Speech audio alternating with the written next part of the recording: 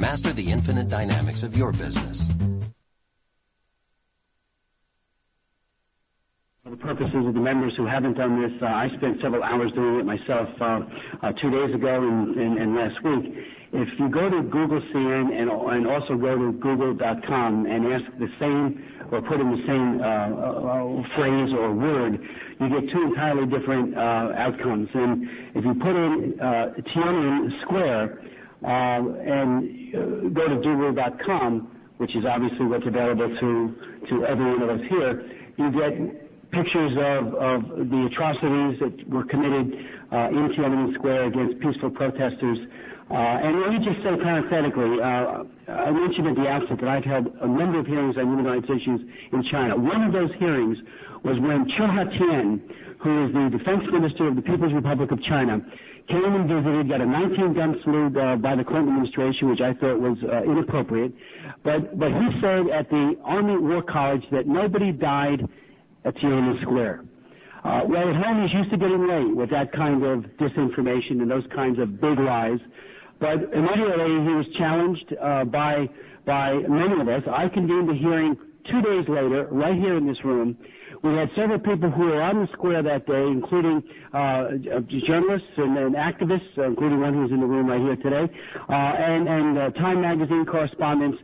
And we asked Chiu Ha-tien or anybody from the Chinese embassy to come and give an accounting for such a big lie. Nobody showed up from the Chinese embassy. Chiu Ha-tien did not show up.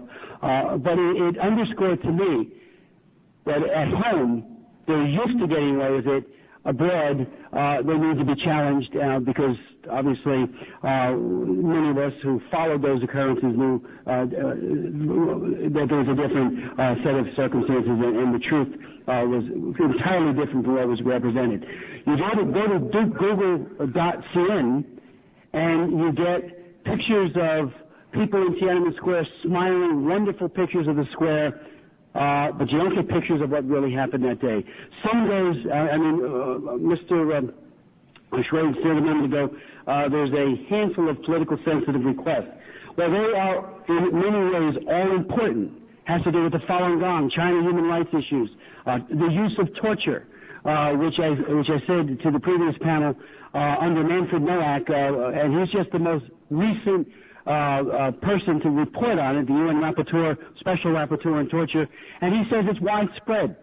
I would commend to my friends who are at the witness table here to read the State Department's annual report on human rights practices, as well as the Religious Freedom Report and the report on trafficking.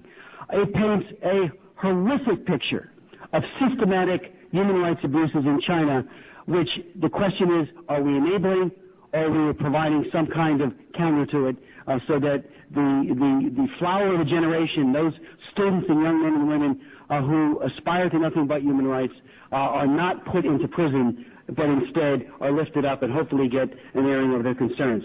So let me just go to, if I could, some questions. And if you gentlemen wouldn't mind responding to those questions, and time being what it is, I will lay out my first major question and then the second, and then yield to you, and then go to my good friend, Mr. Payne.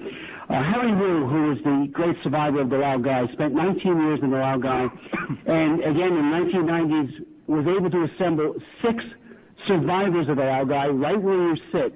Paul Bing Gyatso, and I chaired that hearing, Paul Bing Gyatso was a Buddhist monk who couldn't even get through the security downstairs because he brought the implements of torture that are routinely employed against both women and men, cattle prods applied to the genitals, under the arms, and in various other sensitive places. He brought those and said, this is what is used day in and day out against people in the Laogai. Remember, there are at least 6 million, some say many more than that, in the Laogai today, including political and religious dissidents, including Xue Tao. Harry Wu will testify later on today, and I quote him, a friend of mine recently tried to access some, quote, politically sensitive websites while at an internet cafe in a remote small city in Xinjiang province. The police quickly showed up to arrest him.